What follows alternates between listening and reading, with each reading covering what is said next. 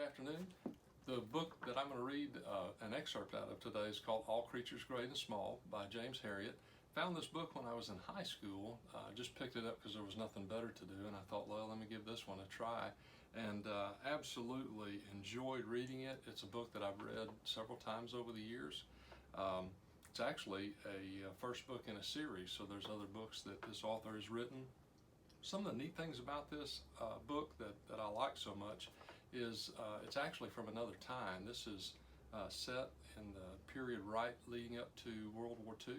It's from another country. It's a veterinarian in England, Yorkshire County, I believe, and it's pretty interesting to begin reading and find out the similarities between the people there at that time, as well as the differences.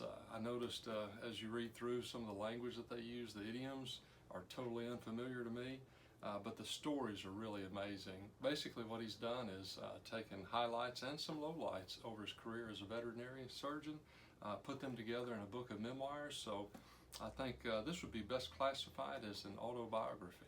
I'd like to read, I just picked a random chapter here in the middle of the book.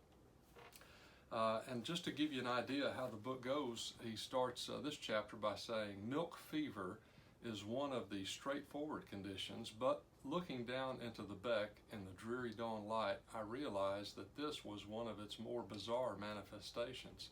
The illness had struck immediately after calving, and the cow had slithered down the muddy bank into the water.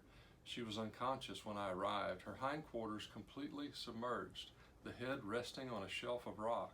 Her calf, sodden and pathetic in the driving rain, trembled by her side. Dan Cooper's eyes were anxious as we made our way down. I doubt we're too late. She's dead, isn't she?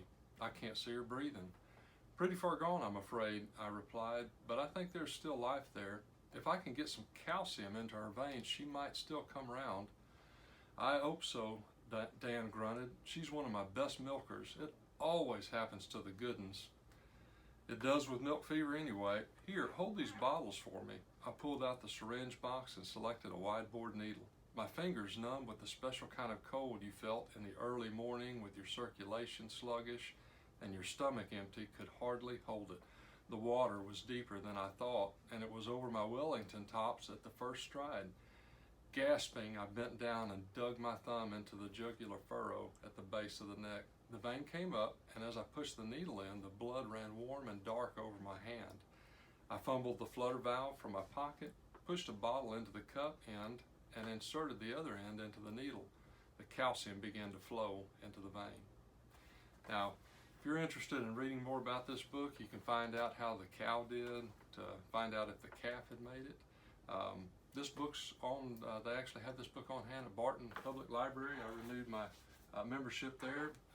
It's a really quick and easy process to go down just across from Hugh Goodwin Elementary. You can get your library card and find this book as well as others in the series.